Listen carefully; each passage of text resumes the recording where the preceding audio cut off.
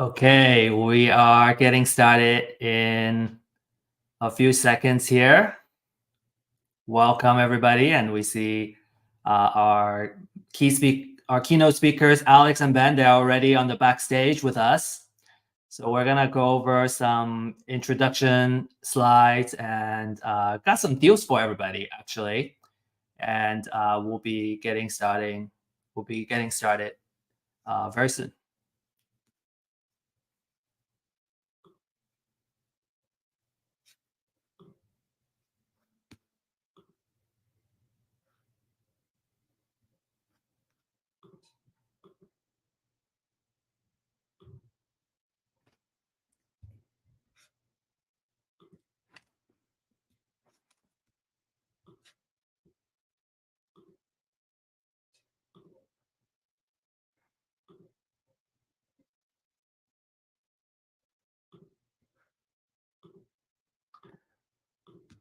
All right, let me share my screen real quick.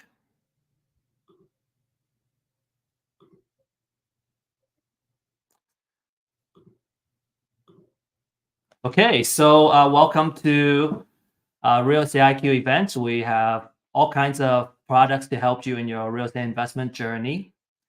The key product that we offer you is the off-market leads, which is the freshest data that we offer you. And these are highly motivated sellers, so you can do a lot of target marketing to these motivated sellers and get your deals. Okay, now today we really want to share, we have two exclusive Real Estate IQ deals for you. This is a subject to deal, and it's perfect for those that are looking for a long-term rental, or if you're looking for homestead. This property is in Rockwall, and the asking price is $369,000. You can enter at less than 10% at $35,000 entry fee. You can see the monthly payment and the earnest money. Very, very good deal. We just got this under contract. Here are a couple of photos. You can see a very new house. It was built in 2022. And if you're interested, go ahead and shoot us a message, and we'll send you more details of the deal. The second one is a rehab opportunity. So for fix and flippers, the ARV is at $320,000, and you can enter this deal at a price of $233,000. The entry is only $25K plus monthly payments, so you'll be taking over the mortgage. This house only needs very little repair, right? New paint, new flooring, and 2 new doors, and you should be good to go. So write down the phone number. You can call or text to get more information of either of these two deals. So this is a photo of the second deal. Also looks very good. This is in Mesquite. All right, next we have our keynote speakers. We have Alex and Ben. They have been extremely successful in the real estate investment game. They have done over 50 deals since March of 2023 and made over $1 million in real estate, in assignment fees, fix and flip. And they have also added more doors to their rental portfolio. We just did a deal maker Ask Me Anything last Monday and got a lot of cool tips and knowledge from Alex and Ben. And welcome you guys. Thanks for being here and joining us for a more in-depth approach to specifically talking about door knocking and driving for dollars. Really appreciate you both being here. Thanks for having us. So the stage is yours. I'm gonna stop my screen share so you can start yours. All righty. Alex, you want me to share it? Yeah, go for it. Okay. So let me make sure I got the right share screen. Okay. Oh, 1 second. We're working on it.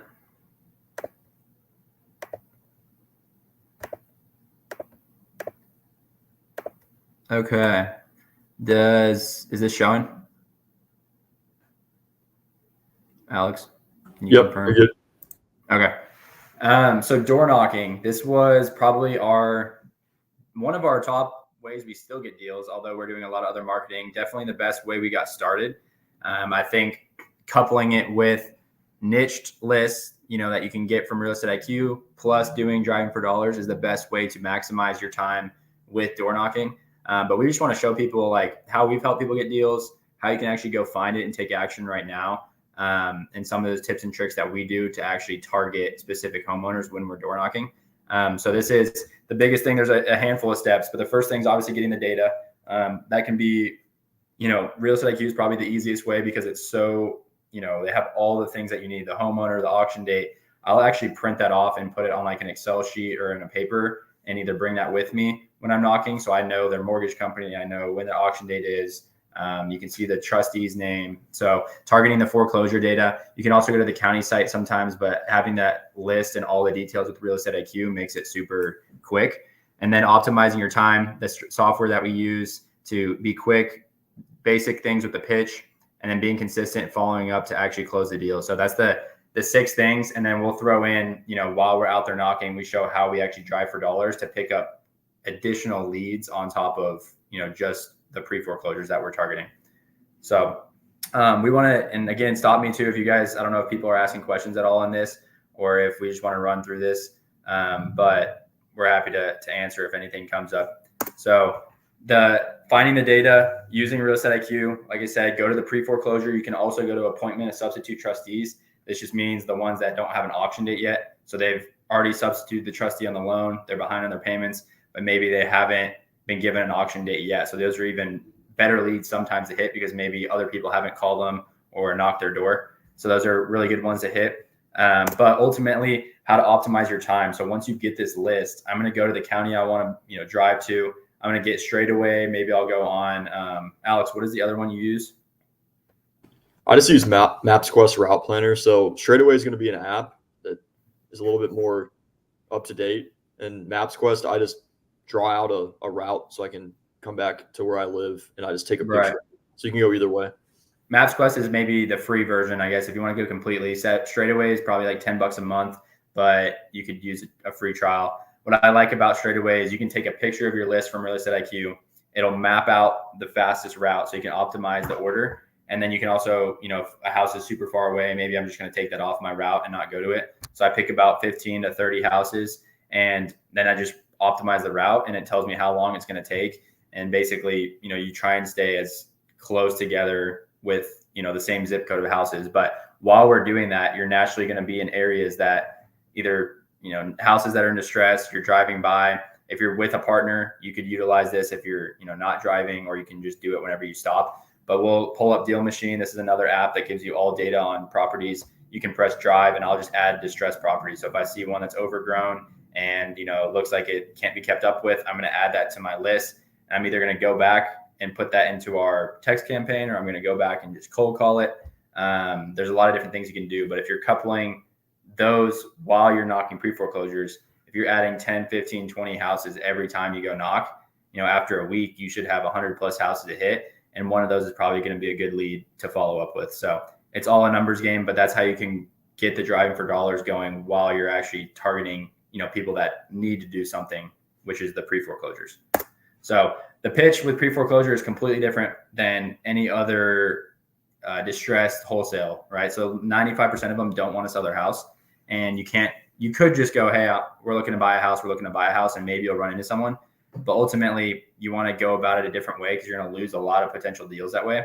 So when I'm at the door, I want to be very non-confrontational. I'm stepping away from the door. I'm not squaring up with them.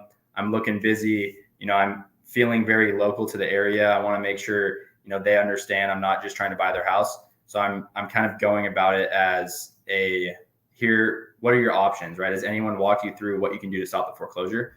A lot of these nonverbals are the big thing because people come in there and they feel super uncomfortable because it's a embarrassing situation. You just want to make a friend. There's not like a perfect pitch to it other than, we live in the area. There are some other people in a similar situation, and we want to make sure you've heard, the 7 to 8 different options that we can walk you through. And this right here, we have a little bit of a script that we've worked on, but if you know your numbers and you're consistent, if I'm knocking, I think we've tracked it probably 100 out of 100 doors, about 40% will answer, 35 to 40%. And we, who have obviously gotten a little bit better at this, probably out of 100 get 2 deals under contract of doors knocked.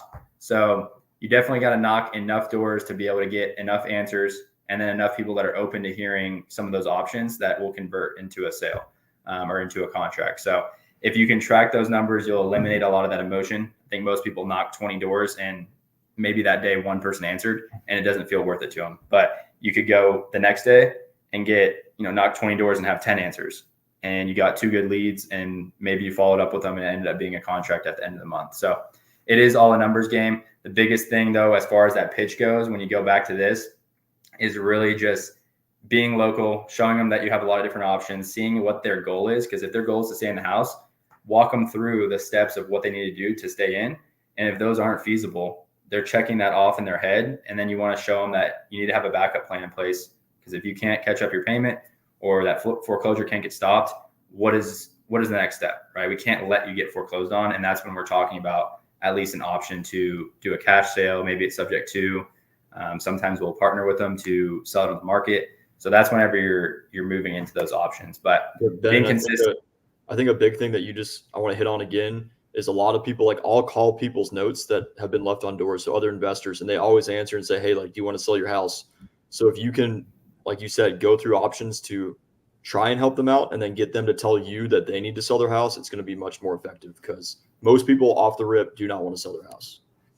Yep. And that's a big thing too. Thanks for saying that, because leaving a note, like I said, only 35-40% answer. If you're just leaving every single door and not leaving any sort of, phone number, you've left a ton of deals on the table. We've gotten so many deals in our contract, even in the last 3 months, just from leaving a note on the door. They didn't answer. We slid a little thing into the side of the door, and they gave us a call an hour later, maybe a day later, sometimes 2 days later. If this house is vacant and someone is just coming to check up on the property, you need to make sure they have a way to contact you. So yeah, if they're only looking to sell, they think, what do you have to gain out of it? They're just trying to buy my house cheap. But if you're a consultant aspect of it, what can I do to help? We have a lot of different options. Then they trust you, they let their guard down, and now you can see what their ultimate goal is to really help them out.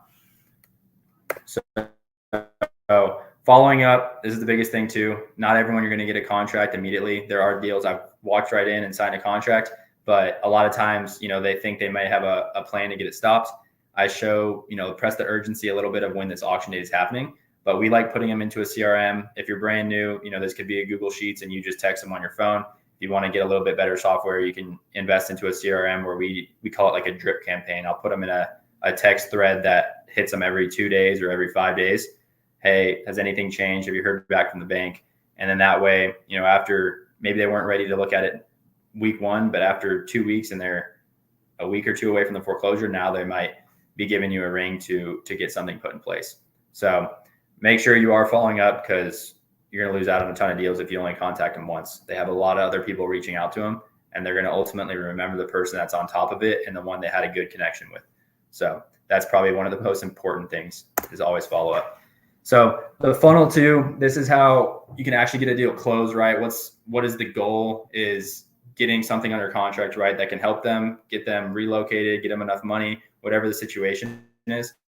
But understanding some of those options of what they can do to stop the foreclosure, and then what the options are to get it sold prior. So that can be, walking them through catching up the payment, loan modifications, bankruptcies. I walk them through a lot of these things that typically aren't the best option for them. Sometimes if it is, I'm like, hey, let's go that route, and then let's have this backup plan in place.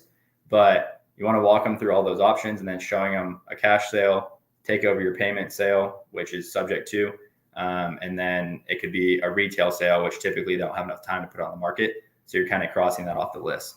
But pushing that urgency and understanding this has to be closed prior to the foreclosure. Meaning, if I start this paperwork a week before the foreclosure, we have to get payoff statements, reinstatement letters, surveys, whatever it is, where it's not going to be enough time to actually stop it. So that's why you have some urgency at the beginning to make sure that they have a plan B in place of a sale if they haven't yet. So learning those options is really important to be able to overcome those objections. This was actually a live door approach. It's a little bit long, so I'm not going to play that right now. But But yeah, ultimately, I'd say setting, this is what guys that we have worked with or anyone that's trying to knock doors, we always tell them to set a time. Like, what are the days I can knock? How many I'm going to hit? And how many driving for dollars leads am I going to add to my list each day? So they can figure out a plan of here's when I, should realistically be getting a deal under contract. But ran through that pretty quickly. I want to make sure if anyone did have questions, we can kind of go through that as well. But Alex, was there anything else I didn't hit on there? I would just say being prepared. Like I've taken a lot of people door knocking that are newer, and I'll have them go knock a door, and you don't need to have like a complete script just memorized. You don't want to sound like a robot. You want to be human, but you got to have some sort of plan, like bullet points in your head. Because if you just go up there and try to completely wing it, unless you're just the most silver-tongued human being of all time, you're going to fumble your words. You're going to sound nervous. It's not going to go very well. So I'd say be prepared, practice, whether that be practice with someone in your family or just knock more doors. I would also say there's some key words to leave out. Like you don't want to just immediately be like, hey, your house is in foreclosure, because they're just going to slam the door in your face. So try to break it. Comment on their dog, comment on their shirt, comment on their house, something. Yeah, that first 10 to 15 seconds is some of the most important things. And I came from door-to-door sales, so this is what we call breaking preoccupation. Someone that's inside their house doesn't want to talk to a salesman. They probably don't want to talk about their foreclosure. They're busy cooking, watching a movie, working. They're trying to get you off the doorstep. So it's just breaking that guard down at the beginning and hopefully letting them talk about themselves. If I can talk about their house, or not their house, but like, their dog, their college yard sign in the front yard, their car, whatever it is, and now they're talking about themselves, they're going to be curious and realize that you're a human being. And now they're going to start asking questions, and you're going to have a lot better rapport to get their guard down. And I think it's important too to like try to put yourself in their shoes as much as possible. Like you said, like for most people, it's like the lowest point in their life, or one of the lowest points in their life. So you got to have some empathy. But you also got to think about it from like, if you were them. So like if you walk into a store and you're going to go buy something, whether it's like Best Buy or something, someone's always going to come up to you and say, hey, do you need help? I still automatically like, no, I'm good, even though I know I need help. And then I end up going to someone 5 minutes later saying, hey, I can't find this TV. And that same thing happens all the time with people in the doors. Is like, I'll see someone knock a door, or I'll knock a door with someone, I'll let them do it. And they say, oh no, I'm good. And that person 5 days later is going to talk to the next person that knocks their door and say, hey, I actually need help. But they were just trying to get you to go away. Yep. So I think even combating that with, I call it an 8 Mile in sales. Like if you watch the movie 8 Mile with Eminem, getting the objection out before. Like I understand, like I live close by. I'm sure you have it all figured out. Really, the reason we stop by is we have several different options to walk people through. So we just want to make sure you've seen all them to see what the best case scenario is. Has anyone walked you through that? And then you're kind of asking deeper questions rather than like, can I help you? Can I help you? Because they don't want to be helped all the time, or they think they have it figured out. So yeah, you just gotta put yourself in their shoes for sure.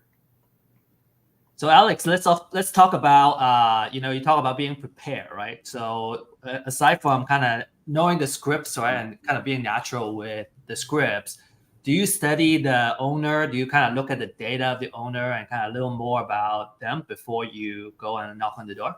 I get that question a lot. So most people are like, oh, should I know the ARV of the house? Should I know the trustee? Should I know all this stuff? I mean, you can have that there. I don't.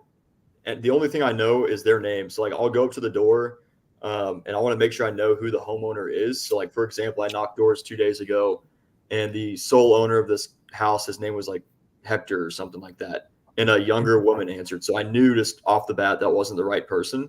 So really the only thing I like to know is when the auction date is and who the homeowner is. Because you can usually match up, like if a woman answers and it's clearly a man's name and he's the sole owner, like you're not technically talking to the right person. But other than that, I don't know the trustee. I don't know anything. Yeah. You figure that out later after they get talking. And the caveat to that, like we got that deal in her contract and she had power of attorney over Hector. So, you start asking questions and figure out the problems. But yeah, that is definitely, you don't have to have all the details though. You'll start looking at that whenever you get down to the details. You also just have too much stuff in your head too. If you're trying to memorize all this stuff, like how much the house is worth on each house, all that, I don't know. You got to have your mind relatively free so you can actually think and talk. And speaking of the approach, I think most of us who haven't done door knocking before is at least a little bit apprehensive of the approach. Like, how do we start the conversation when we knock on the door? Like, what if nobody answers? What if somebody answers and either they're friendly or they're not friendly? Like, there's so many kind of scenarios. I wasn't sure if one of the recordings that you have on your slides has one of that I can scenario. play it. I can play it if you want.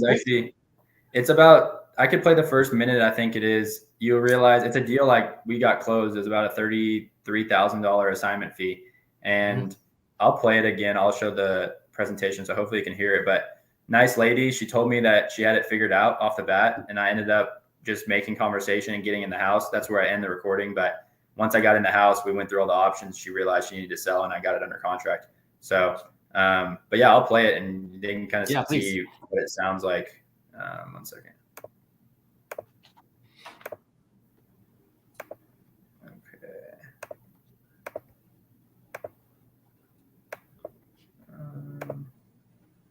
All right.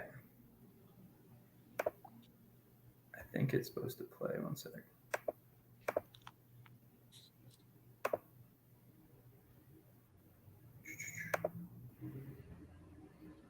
There we go.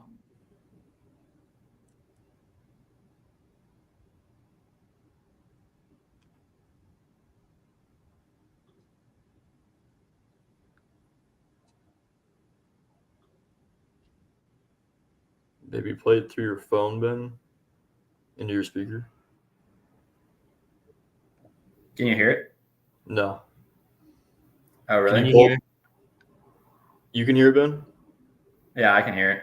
I would just pull it up on your phone, turn it up, and then put it into your microphone on your computer. Okay. Let's see here. Works last time. Yeah, it worked on Zoom. I guess y'all couldn't hear anything though? No. There's a setting on share screen. If you share Chrome tab, you can also share tab audio. Really? There's an on-off button. Maybe you can try that. If not, then it's your phone. I think I have it on here. 1 second. Oh, we have a lot of questions here too. So I was say I don't think I can see the questions, can we? Oh wait, some really good comments? questions. I'll manage them. I'll show them. Okay. Yeah, 1 second. So while Ben is working that, like maybe we can let's get some questions. So Anne is asking, do you make the offer and try to sign a contract on first contact? Again, it completely depends on the situation. If they realize, walk them through all their options, they realize that they can't, do any of the other options to keep the house, then yeah, I want to put it on there, especially if the foreclosure's in 2 weeks, right? I'm pushing the urgency of like, hey, even if we got this under contract in 2 days, like we might not be able to close in time. So I'll put a backup plan, like worst case scenario. They're like, well, what if I catch up to 10,000?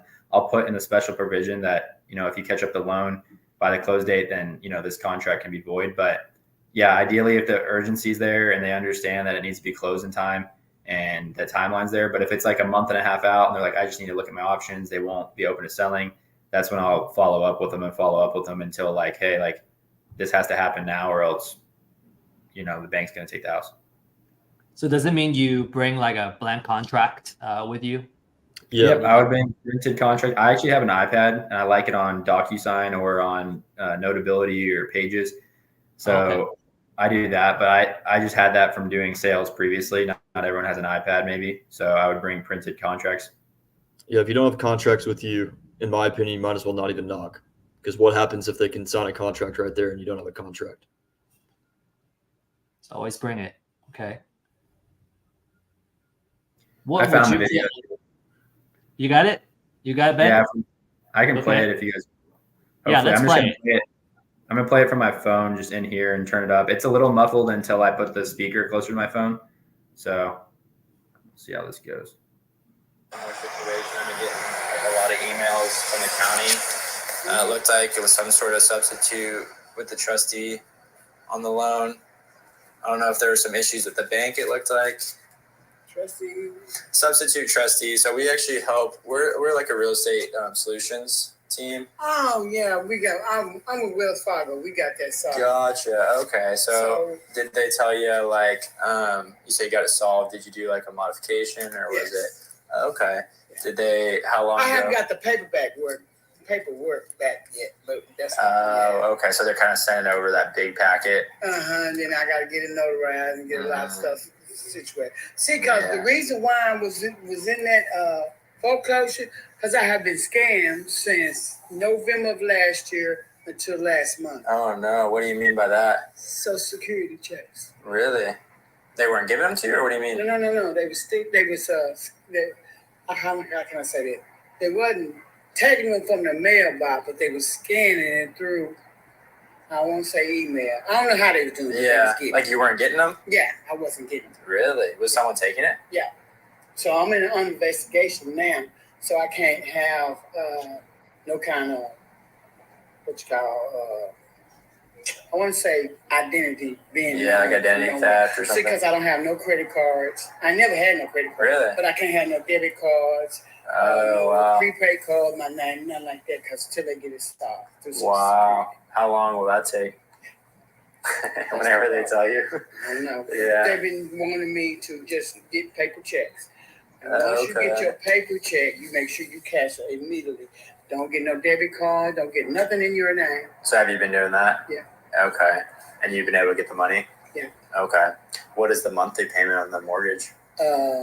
Well, last month it was $5. See, I didn't get to pay it February, but I paid it in January, so they have to do it all over. Yeah, you pay it again. So when it started out in January, it was $552.68. And now they're probably calling all of that past due amount due. Mm-hmm. Do you know what they're asking for? I don't know. That's why I say I talked to them this past Friday, and they're gonna send me the paperwork in and let me know what's going on. Gotcha. How they gonna do it and. Yeah. Are you familiar with how that process works? Yeah. Okay. This is the second time this happened to me. For the modification? Mm-hmm. Okay. What is the check? I guess Size call out here. I can do that. Yeah. Sorry about that. Thank you. That's all right. So she let me walk inside, and then we went through it all. She told me how far behind she was. She wasn't going to be able to catch it up, and she was worried about getting approved of a modification because she's already done it in the past, and she didn't have enough income to cover the payments. So she was able to realize she could go move in with her sister and get money out of the sale, and then we just got it under contract. And the big thing, Ben, is she said, "I'm good. I got it figured out," and you just completely ignored it. Yeah. So if someone says they're good, just blow right past it. Keep talking. Yeah, you just agree with them. Like, that's great. You guys, I always dish out what they did. I was like, oh, did you catch up the payment or did you do a modification? Because usually they're going to say, oh, we're working with the lender to do a modification. So they think they're good, but that doesn't always get approved. Or maybe they're not. They're pretty hesitant of, if that's actually going to work or if they can afford that payment. What if the payment goes up? So understanding a little bit how that works and then walking in there and saying, well, if that doesn't work, like, what are your other options? Sometimes they'll just tell you, well, I might need to sell it. And then it's like, okay, well, in the case that, that needs to happen, we need to make sure this and this gets done to be able to close on title and all that. That's so good. That is so good that you guys have the audio recorded, Ben. So, like we can kind of see from real life how that happens, like a real example. Thank you. So we have a related question here. How do you deal with rejections while door knocking? Just accept and know that it's going to happen. You're waiting for them to tell you no or get off the door, or they have it figured out. So make a friend just like that. It was a nice lady. She wanted to talk to me. But once you have the objection, you have to agree with them. We have it figured out. I say, great. That's awesome. If you say, if you combat it at all, then they're going to put their guard up. But I say, great, that's awesome. Like, what did you guys do? And I always like to dish something out because sometimes they feel like you're being nosy. Like, well, what'd you do to stop it? And be like, oh, that's none of your business. Versus like, oh, that's awesome. Did you guys do like a modification? That's going to be a way different situation to them because they're going to be like, oh no, we did this. Or they're going to be like, yeah. Versus, well, what did you do? Yeah. And then you're like, it's not your business. Yeah, I noticed that. What else? What are some examples of rejection that you guys also kind of encounter? I mean, some people come out hot. They'll be no soliciting, this isn't none of your business. I'm like, oh, that's fine. I completely get it. I'm actually not selling anything. And then I'll kind of like act confused. You guys get a lot of people knocking your door, solar guys or pest control. So, but yeah, I think just agreeing with them, they'll say no soliciting. They say they have it figured out. There was a mistake, whatever the case is. You just have to agree with them and then be like asking deeper questions. Like, oh, wow. Making someone else the enemy is good too. Because like right now you're kind of the enemy because you're on their doorstep. But if like you make the bank the bad guy and you're kind of, de facto the good guy, then you can just pile on the bank for doing whatever. And now they like you. Yep. It could have been the social security check she's not getting. That's crazy. Pushing against those people, pushing against Wells Fargo, whatever it is that they don't like. Just find whatever we call it like a hot button. What is the thing that's really getting them upset or what's the pain? And then team up with them on that side. Got it. Okay, hot button and also a common enemy. So next one. Hold on. I know Josue had a question about what we put on the door notes. You can really just put anything. Sometimes we just put call me. Sometimes we say, hey, I saw there was like some sort of notice.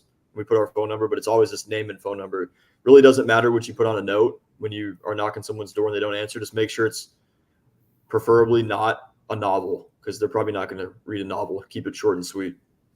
I like keeping it vague too. I switched it up. I used to be like, hey, we help stop foreclosures, blah, blah, blah. I almost don't want them to – they probably know that's why their note's on the door, but at the same time, if I just put give me a call, Ben, phone number, more likely that they're going to give me a call, and then I can be on the phone with them and do more magic that way than, hey, we help stop foreclosures, and they're like, screw this guy. So maybe that some people will call back still, but not always. I see. Okay. Don't be as specific. Yeah, I like it that way because then when they call, I'm like, oh, yeah, I was just in the area. We helped some people in a similar situation with the house. It looked like there was some notice from the bank, and then I can play it from there like I would on a door versus like we help stop foreclosures, and they're like, are you just trying to buy my house or whatever it is? And I hear there are gurus that teach, right? They say, hey, use red pen on yellow pad. Do you guys do that, or do you use printer paper? Let's talk a little bit of kind of specific details. Like, what do you use? I honestly don't get that specific. I rip off a piece of paper from a journal, or I use a sticky note. Okay. Yeah. And that works. Okay. So it doesn't really matter. You just gotta get it to a point where they call you. Yep. There's every now and then there's a homeowner that's like, why don't you have a business card? But I kind of like not being a big business to most people and just to be a neighbor type consultant. Yeah, you don't need to overthink it. Just go do it. Whatever is easiest to get going, get started. How about this one from Deep? What kind of neighborhood do you usually go? Is there like a specific neighborhood you target? We just go anywhere. We're in DFW, so we just go anywhere in DFW. We don't really knock any houses that we know are rentals because you're going to be talking to a tenant, which is pointless.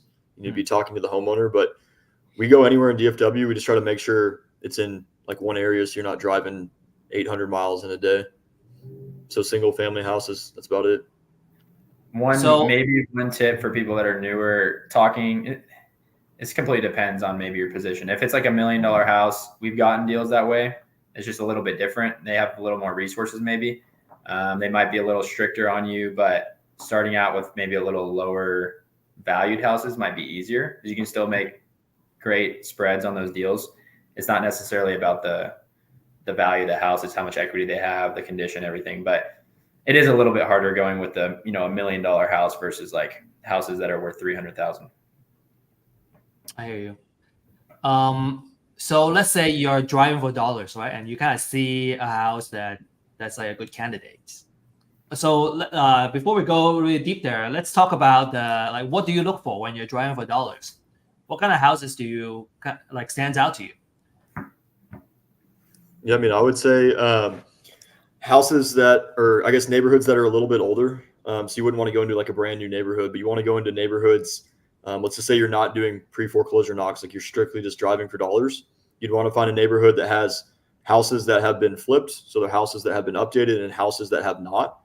So kind of like a neighborhood that's, maybe has some damage, but also has some nicer houses. And you're looking for things like, patches on the roof, or the landscaping's kind of overgrown. Maybe the window shades are broken. There's trash out front, just like anything that has signs of financial distress, or like the house is kind of falling apart. Mm-hmm. Yeah, they got to have enough equity. Ideally, they have enough equity, so you can't go into a neighborhood that just got built 2 years ago. And I mean, unless you're doing a subject to deal, but it's still, you want to go into something that's been built at least 10, 15, 20 plus years ago, because those people could have a lot of equity. And then what do? Do you actually knock on the door when you see a house like that? Yeah, I do some research and then come back. If you're like strictly driving for dollars, sometimes I'll knock. I usually just leave a note, say, hey, like I like your house, like I'm looking for one in the neighborhood. Like if you're looking to sell it, give me a ring. Then I'll mark down the address. We put them on a drip campaign in our CRM, so we're constantly texting and calling them. But you can knock. You don't have to knock. It's kind of up to you. Knocking is definitely a little slower. I think handwritten notes, you'll notice you'll get a lot more responses, because the alternative is adding it into a list on something like Deal Machine, and then you're going back and calling and texting. But sometimes the person that's responsible for that house their phone number might not be attached to the property. So if you leave a note on it, someone's going to eventually get that. So you're going to have a much higher response rate. It just takes a little bit more time because you got to go run up and put it on there. But I've gotten a couple deals that way. Alex got his biggest deal that we've ever gotten from leaving a note on the door. So it can be super effective if you actually go put a handwritten note there. And that one doesn't have to be afraid of selling it. Those ones, it's just, hey, I'm looking for a house in the neighborhood. Give me a call if you have any future plans on selling. Do you guys get response of like don't bother me, or maybe choice words, some French words? Yeah, every no leads to a yes, though. You got to have 100 no's to get a yes. That's true. We get a lot of choice words. I got some middle finger emojis before. Oh yeah. Yeah, we've gotten some rough stuff, but it's always funny to see. And do you just let them go? You don't target them anymore, or you continue? You just keep going. Like maybe they're just saying no today. Depends. Yeah, if they're just saying F off, we don't ever want to sell, then we're probably just removing it. But if not, we'll put them in a campaign to text them in 6 months. Casey is asking, can we go back to where you mentioned foreclosure and pre-foreclosure list? What should I aim for? I would go to Real Estate IQ and find any property that has, if you know how to do subject to creative finance, then you can do some houses that are newer. But ideally, if you're gonna separate lists, I would make sure they have some equity and that it's not on the market. And then the third thing would be that they're not a landlord, because if you go knock a house and it says absentee owner, which you can find on Deal Machine, you don't always know. We still knock houses that have tenants, and we've gotten a deal that way too, where we just got a hold of the tenant. They put us in touch with the landlord. So it's not the worst thing, but yeah, I don't like showing up to a house that's already on the market with a realtor. So I'm probably not going to knock it. They're just going to tell me to call the realtor. And then if they bought the house like in 2023, I'm not even going to make that a deal, because I know they don't have a good interest rate and they don't have enough equity.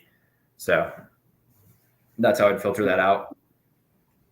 And do you guys, when you do door knocking, do you encounter, say, there are other people that are marketing to the same foreclosure list, right?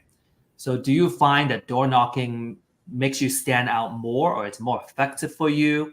Or kind of how do you combat with a situation where other investors are also trying to reach them? I mean, going face to face is super effective, because there's a level of trust that you have that you probably don't have on the phone. Obviously, you can't hit as many contacts in a day versus like cold calling, but you're going to have better relationships. And in terms of other people knocking, like some people look at that as a negative. Like I look at it as a positive, because most people don't. Like they just say, hey, do you want to sell your house? Or they just, as soon as that, like that one lady we just listened to that said, no, I don't want to, like, everything's solved, and they just leave. So if you know what you're doing, it doesn't really matter if someone's knocked 100 doors before you. There's definitely times we run across other investors and we're just explaining, while we've done a lot of deals, you want to make sure you're working with someone that can get it done.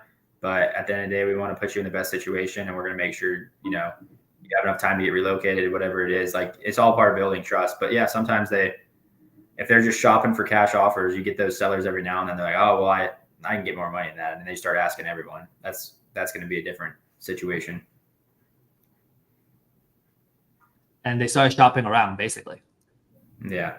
For different offers. Okay, Melissa is asking, right off the bat, do you bring up foreclosure? No.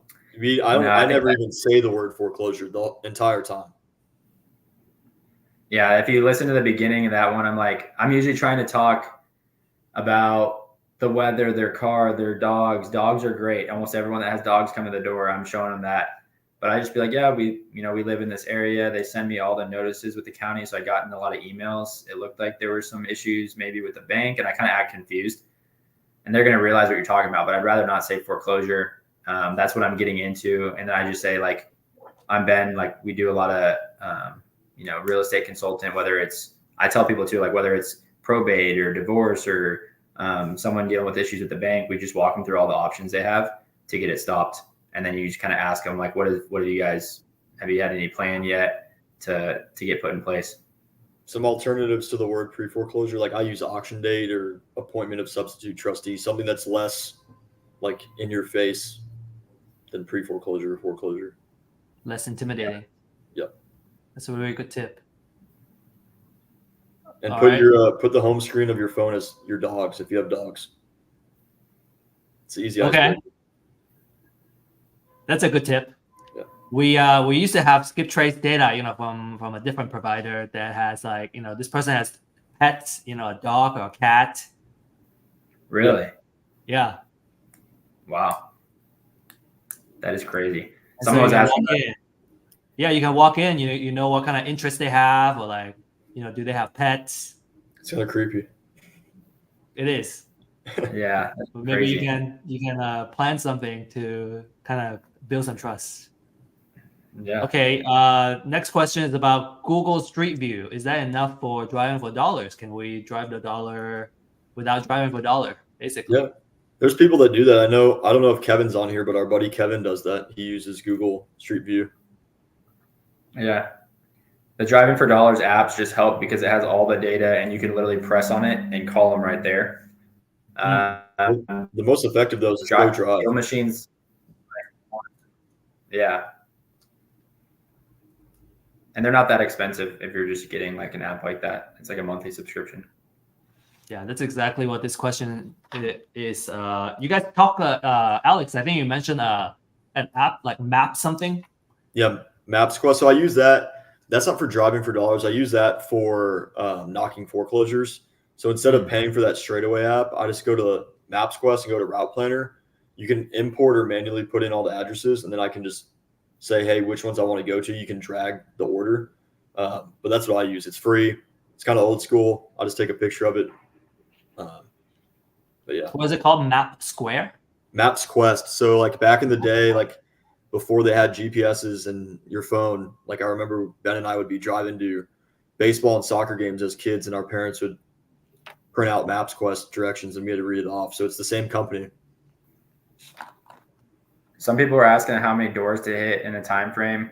If I'm inside a house closing a deal, obviously it's going to take a lot longer, but usually I can knock like 15 houses in probably 3 to 4 hours. So if you're going to go for like 5 hours or 6 hours, you should probably be able to hit like 25. It depends, though, on how long your conversations are. Three houses isn't going to give you, it's not very effective if you're only knocking 3. Yeah. So what's a good number for those that are starting out there? Because Ben, you had a couple of numbers that you mentioned on your slides. How many doors does it take to get an answer? What kind of number are you guys looking at? About 35 to 40% answer, and then we're leaving notes on the rest. That's a good number. That's much higher than, say, a cold call or a cold email. Yeah, and there'll be days where I've knocked sometimes 25 doors and no one answered. But, like, it's just the law of averages. You go back the next day and you might have 10 people answer. So. And is there a best time of day you you would go? I don't really worry about it. I just do it anytime I can because there's sometimes people in these situations that might be home because they lost a job. They might be on Social Security. I just want to be the first one or just anyone to go find them. So it's all a timing thing. If you're going at 5, you might catch certain people, but then if you go at 1, you're going to catch people that you wouldn't have got at 5 maybe. So Awesome. And so how many answers for a qualified lead? That's your second question. Your second number. I think out of every 25 that like we do, I think we'll get a deal under contract. 25 that answer, but to the person that's maybe just starting out, it might be double that, right? You say 25 doors that answer, you get 1 contract. Probably. Okay. It might take 2-3 weeks, depending on how many times we knock, to get 25 people to answer. And then one of those contracts might be a huge deal, one might be a small deal, one might fall through because of title issues, because of whatever it is. So it's all numbers. And you said in the first number you said was 35 to 40%, or is it 35 to 40 doors you get 1 answer? I'd say 35 to 40% of the doors you knock answer. So out of every 10, like 3 to 4 will answer.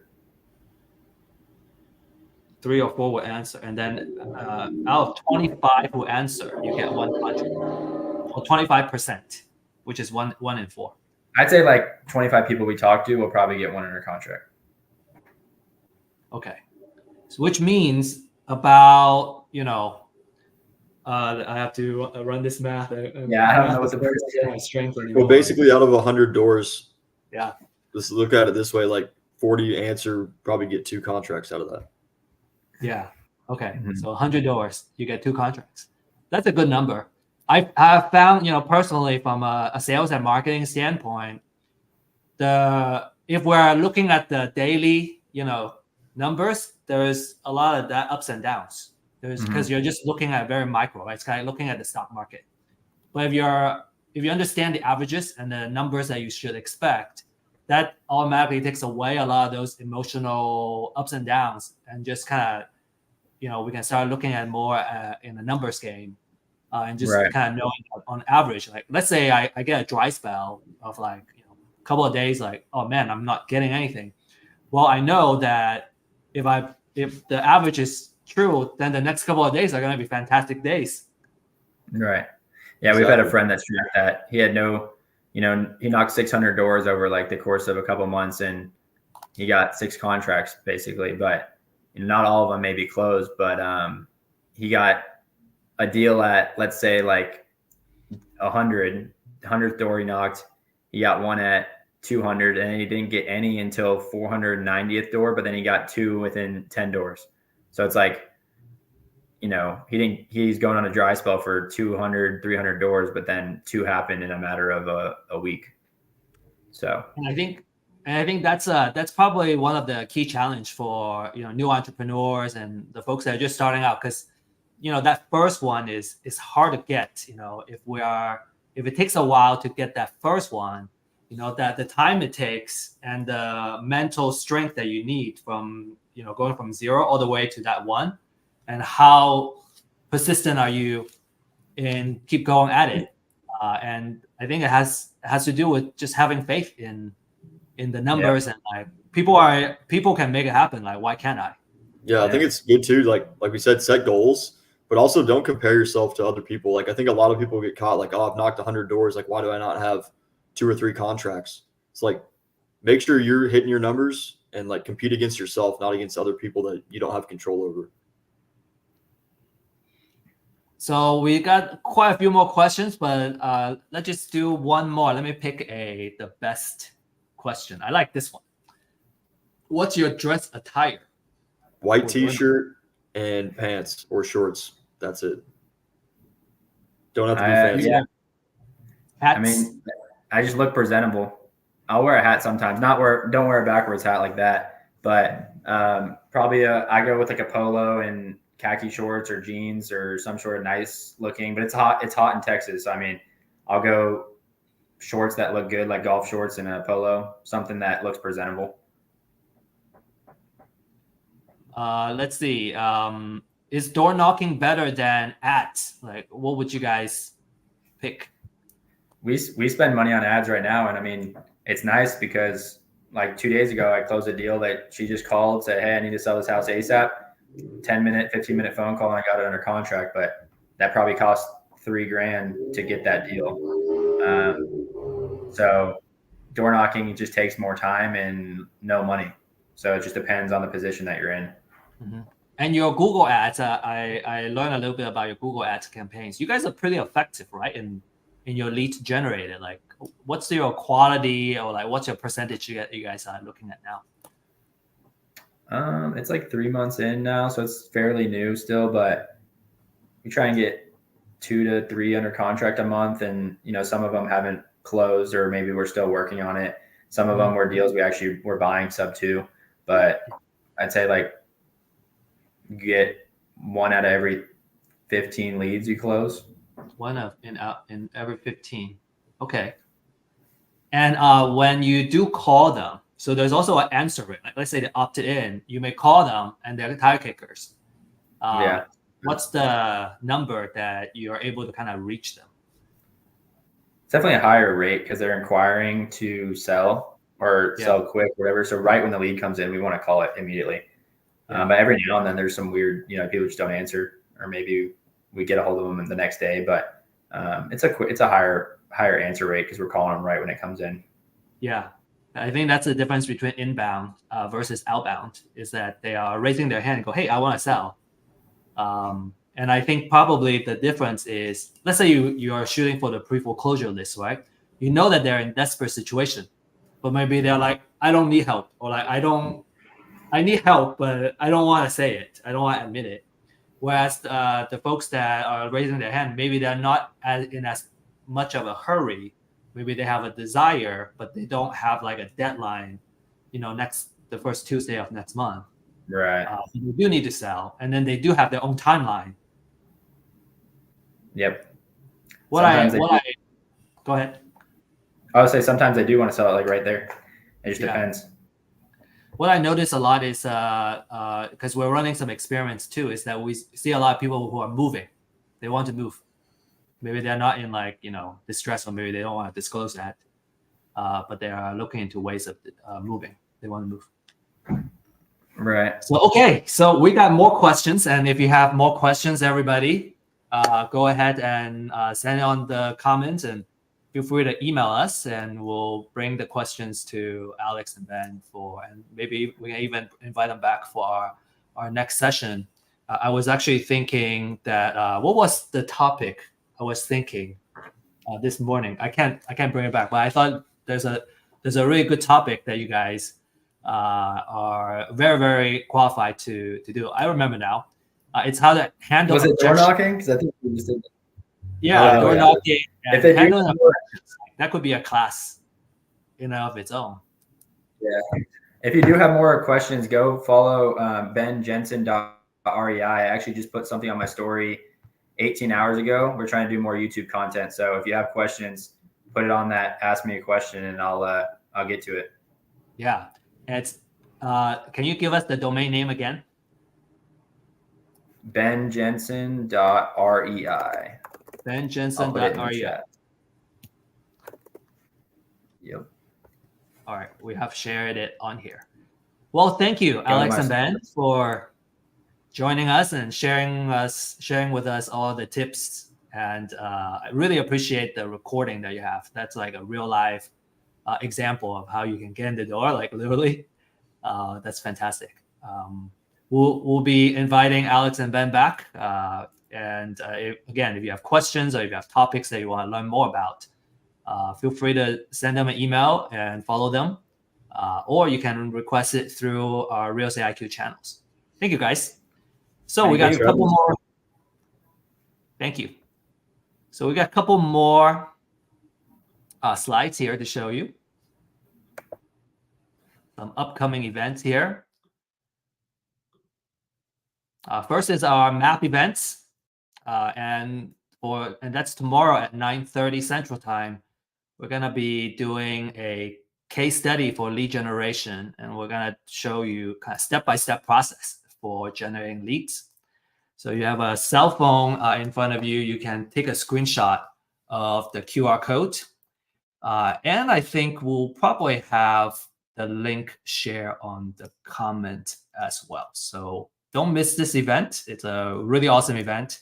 I think what's different about this class versus a lot of other classes is that we actually give you real life homework for you to do. And I'm also taking the class, so I'm also doing the homework. And we're all just generating real leads together. All right, so don't miss this class tomorrow. And then that's it. That's our event. That's our class today. We do have an event survey. We want to learn from you how to improve our classes for the future. So if you can take this survey with the form, and we have shared the link here on the comments, go ahead and fill out the form, and we'll enroll you to our automatic list so you can get a first look of all these exclusive Real Estate IQ deals. These are the deals that you can purchase and acquire right now. In fact, these are the 2 live deals that we have acquired, and we're looking for buyers. Alrighty, that would be it for today, and thank you for joining us. We're gonna be online here for the next 15 more minutes. We're playing kind of the thank you music, and if you have additional comments or questions, you can continue to post it on our live streaming channel. Thank you for joining us on the live stream, and have a good day.